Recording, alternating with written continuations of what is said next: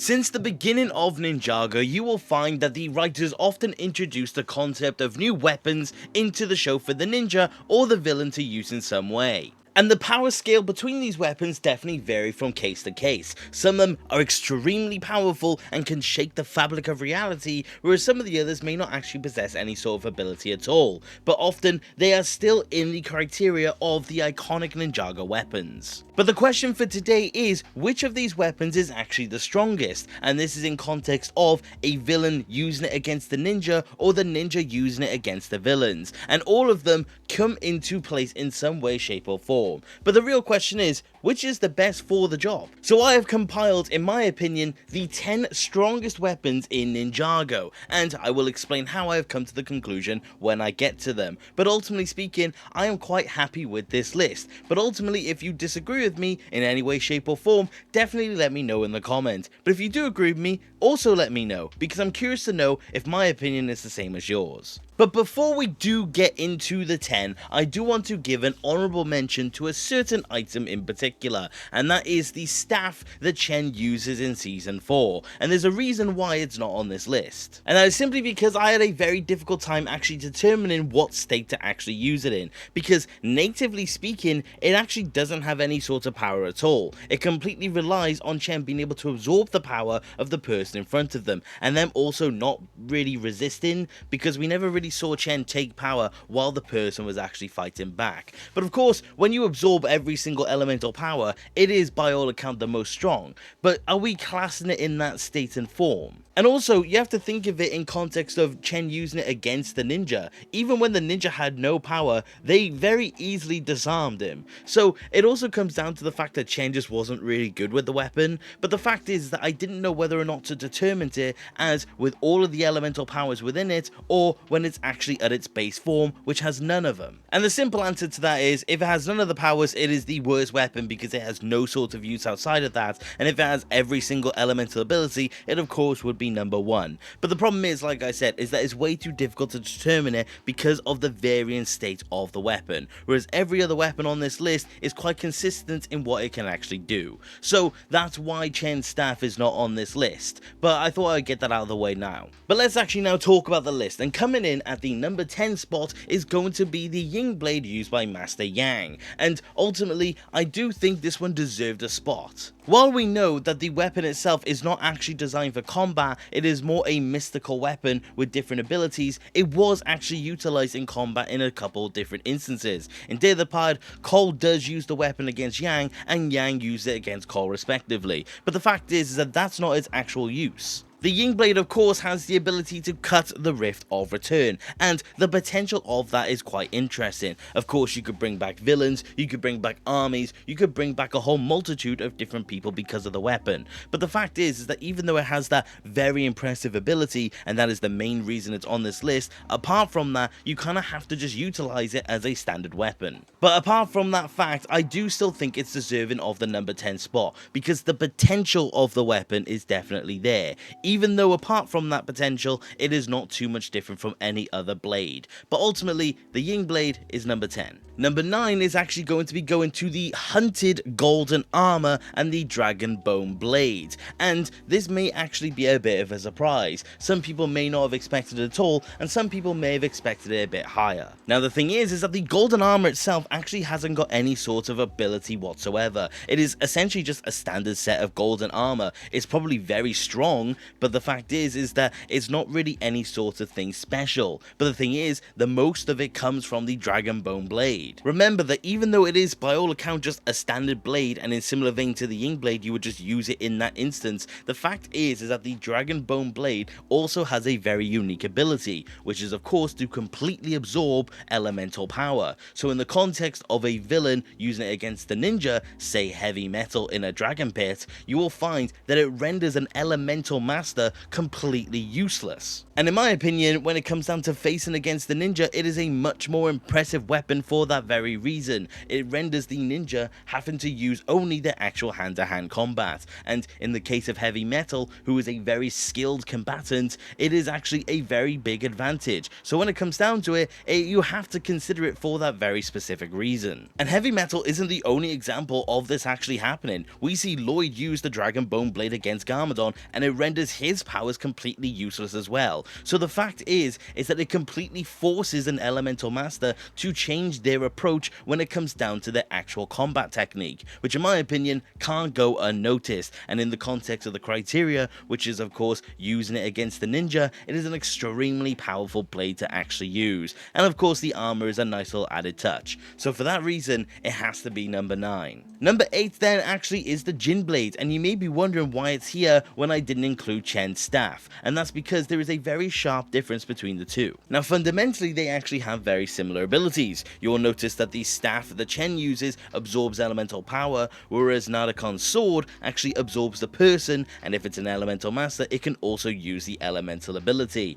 But the fact is that there is a very sharp difference when it comes to the Jin Blade, and that being that not only if you do strike an elemental master you can use their powers, even though Nardacon doesn't really use it, he uses it like maybe twice, but the fact is that even then you can still use the blade to absorb non-elemental masters. So in a combat situation, one strike of the blade completely gets rid of your opponent, and that is an ability that can't go unnoticed. And like I said, even then when you do get to the elemental masters, the fact is that it still has that very impressive motion, but the difference is, like I said, is that this blade is still usable outside of the elemental power. So I do think, in my opinion, the Jin Blade is a very strong artifact and definitely a dangerous one in a combat situation. So I have to give it number 8. Although I will note that the only reason it's not potentially higher is that the primary user of the Jin Blade being a Jin, if someone simply wishes to get it out of their hand, that weapon is officially useless. So well done Cole, you have officially found a way to completely get rid of one of the strongest weapons in all of Ninjago. Number 7 though is actually going to go to the Oni masks, and you will wonder why they're a bit lower, and that is because, simply put, we were seeing them being destroyed. Now fundamentally speaking, the Oni masks are extremely powerful. Vengeance, Deception and Hatred definitely have very good abilities. Being 4-armed and an expert swordsman's great. Telekinesis and Invulnerability is absolutely fantastic abilities to have, but there is one glaring issue with these weapons that in my opinion any of the things above this one would be able to defeat. And that is simply the fact that the masks can be destroyed, and they were. Of course, canonically speaking, the only one that I believe is still around is actually Vengeance, and that is because Hatred and Deception were both actually destroyed in some way, shape or form. Ultraviolet was sent through a wall, and it destroyed that, and the Oni Titan crushed Kilo's mask. So the fact is that even though these weapons are quite strong, they are still destructible, and if those masks inherently were also indestructible, I do believe to an extent they would have been much higher on this list. But apart from that, the abilities are fantastic and they are used extremely well against the ninja. They are very good forces to be reckoned with. But like I said,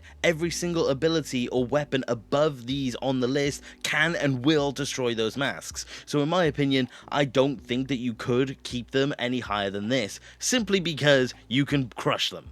Number 6 though does actually go to the Elemental Blades, and I do think a lot of people will wonder why they're technically a bit lower on this list. And honestly, it's simply because everything above it I do think is just simply more powerful. I think the Elemental Blades fundamentally are extremely powerful. Of course, it is just the power of creation, but the fact is that even though they are fantastic, there are simply stronger variants of the powers of creation. But let me not get it twisted. The fact is that each of those 4 blades do have a condensed and pure elemental property of the 4 elements of creation. But the fact is that even though I love these so much, I don't think they pack the same punch. Of course, spoiler alert, the golden weapons are on this list, or more specifically a variant of the golden weapons. But the fact is that even though the elemental blades do have the same ability of the golden weapons, it doesn't actually have the same combination power that we see with the others. Of course, and again I'll explain this later on, the 4 golden weapons of Spinjitzu could not be combined simply because they were too strong, and no mortal shall possess all 4. But by all accounts it seems to be that the elemental blades did not have that exact same issue. There was no mention of that actually happening, and there's technically proof of this fact. That being when they're at the bottom of Garmatron at the last episode, when they all unite the blades to celebrate that they're gonna go up and they're going to defeat the Overlord. They combine the blades together, and instead of an explosion like you would see with the golden weapons, you would see just an elemental power creation being formed. It's an amazing scene, but it proves that they're not as strong as the golden weapons.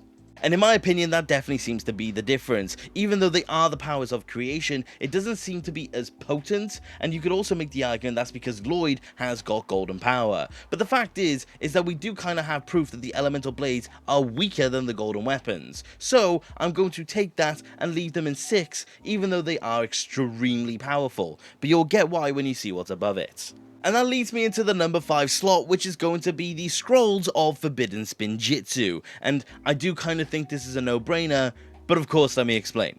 Now I actually am making a video about these Scrolls of Forbidden Spinjitzu in of themselves, but to give a very brief summary, I do think those scrolls actually do have some very unique abilities that kind of go unseen. But the main 2 I want to talk about is the fact that these scrolls in of themselves of course power up Spinjitzu to a very strong degree. Also even then just making the tornado simply bigger, but the fact is that there's not really any sort of counter to the Forbidden Scrolls of Spinjitzu unless you also have the other scroll. They completely supercharge the Spinjitzu tornado in of itself, and it makes it an absolutely deadly force. But the other ability that kind of goes unseen with it is the fact that it also charges up the elemental power. You mainly see this of course with Zane and with Lloyd. Of course, Zane being the Ice Emperor, his ice ability was very, very powerful, and you don't even need to see him as the Ice Emperor to actually see that emotion. Zane simply stopping Asphera was the showing how powerful the ice can actually be. And of course, when Lloyd first gets the Scroll of Forbidden Spinjitzu in the Museum of Ninjago, you note that his elemental powers of energy actually break through the wall with absolutely no hesitation, which is not something you typically see with Lloyd's abilities. But the fact is that the scrolls completely supercharge the elemental power and the Spinjitzu tornado of the user,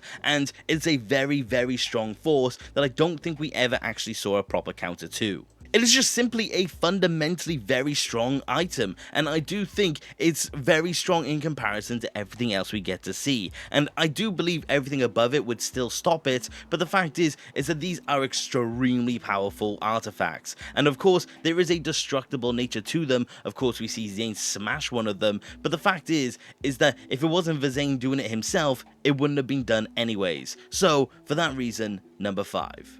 The number 4 slot is actually going to be going to the Dragon Cores, and I think a lot of people may wonder why, but I honestly think they kind of speak for themselves. Now at its very core, Dragon Core, haha, you will note that of course the Dragon Cores were used to stabilize the merge itself, so there's clearly a very great deal of power when it comes to the abilities of the Dragon Cores, but there's 2 other ways we see them used that I do think are worth note. We see it used in 2 very different aspects. We see how an Elemental Master can use the Dragon Cores, and we see how a non-Elemental Master can use them as well. Of course, in the instance of an Elemental Master, we see Lloyd take advantage of the Dragon Cores, and his energy power, in similar vein to the Forbidden Scrolls of Spinjitzu, was almost supercharged, and it's a very, very strong variant of Lloyd when he's using those Dragon Cores. And then in the other sense, we see Empress Beatrix actually use a machine to also harness the power of the Dragon Cores. And with that one weapon, she was able to cause merge quakes and send the merge into overdrive, which clearly demonstrates the pure ability of the Dragon Cores in of themselves. And of course, they also harness Source Dragon energy, which I think is another aspect you have to consider. Of course, Source Dragons having some of the most powerful abilities that we've ever seen in the show. So, the simple ability of the Dragon Core, when tapped into it, I think can't go unnoticed. So, with that in mind, it has to be number 4. But that then leads us to the bronze medal, and I do think a lot of people may question why this one is so high up, but I do think there's an argument for it, and that is none other than the Sword of Sanctuary. And what else is there actually even to say about it? Of course, the sword can predict and show you what the next move of your opponent is going to be, which is a very impressive ability and completely counteracts most of what is on this list. But you may be wondering how the sword actually beats out the dragon cores. So I'm going to put it in two simple ways. For one, the sword will be able to see what the person with the dragon cores are going to do, and number two, there is a very fundamental difference when in terms of the use. With the dragon cores, for example, it requires a machine or an elemental master to tap into that ability. On the other hand, the Sword of Sanctuary, which has a very strong ability to it, can be picked up and utilized by essentially anyone, and I do think that is a very big difference. Of course, it is a very strong ability that does not require any sort of extra steps. And of course, a lot of the other things on this list do require that. Say the elemental blades potentially don't. I mean, we never really see the elemental blades used by anyone else. Of course, Dareth holds the blade, and the blade is still active, but we don't know if he can use the power of fire in that instance. But of course, say the Jin blade can be used by anyone, but the fact is that simply the Sword of Sanctuary just has a much more oppressive ability. And I just simply think that can't go unnoticed. I think the Sword of Sanctuary is just simply too powerful considering what it actually is. And of course, the only person who is not affected by the Sword of Sanctuary and can counter it is actually Omega. And to put it simply, that guy is atomized by now. So the fact is that there's no known person who would be able to properly counter that blade. And I think for that reason alone, it has to be in number 3. Which does then lead to the silver medal, and I think a lot of people may disagree with this, but I do have my reasoning. Number 2 has to be the Time Blades. And when I say I think people will disagree, I think a lot of people will claim that the Time Blades need to be in number 1. But in my opinion, in the simplest sense, I just think the number 1 spot is much more powerful. But of course, I'm not going to ignore how powerful they truly are. It is the 4 concepts or the 4 fundamental aspects of time itself condensed into blades, and they are extremely powerful and causes a very difficult time when you're being against them. Fast forward, you can get ahead of your opponents. Reversal, you can make it so they never perform that move. Pause, you can make it so you can hit them with no resistance. And slow motion, you can just get ahead of them as they simply don't have the reaction time. It is simply put, playing a fight on cheat mode. And I think because of all of that, you can't ignore that they are truly too powerful depending on who it's against. And like I said, in similar vein to the Sword of Sanctuary, in the theoretical sense, anyone can pick up a time blade and be able to use the power of time. So, again, adding that on top of it and the impressive abilities that the blades actually have, it is pretty much not able to be ignored that they are one of the most powerful things in all of Ninjago. And the fact that they were lost to time is probably very lucky in the ninja sense. And even though they are really impressive, in my opinion, there is one more thing in Ninjago that is much more powerful than the actual time blades themselves.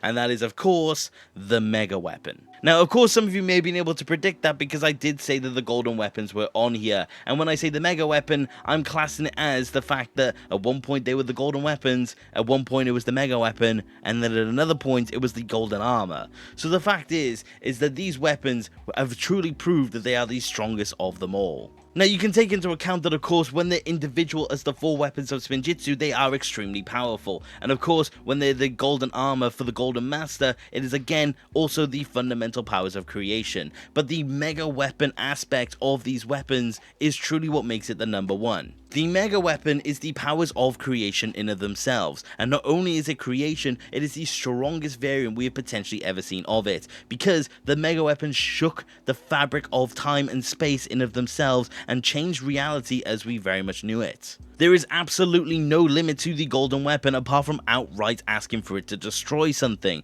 but the fact is that you can create something that would have the same effect, because that is exactly what Garmadon did. And the fact is that all of that taken into account means that there can't even be anything stronger than the Mega Weapon, because the Mega Weapon is basically time and space. Now, you can make the argument that Garmadon was only ever able to use it once per day, and of course Garmadon is the only known user of the weapon because of its sheer amount of power. But the fact is that in the case of the Mega Weapon being used against the ninja, of course they were able to prevent what was happening to them, but the fact is that Garmadon simply could have used the Mega Weapon to have taken them off of the face of the earth. But of course he never ended up doing that fact, so it's a bit nah. But that's more a case of the Mega Weapon having simply just wasted potential. I do think at its fullest potential, the Mega Weapon is, by definition, the strongest thing that Ninjago has ever seen. I mean, it is made of the weapons that created the very land. I don't think you can ignore the sheer ability of the Mega Weapon in of itself.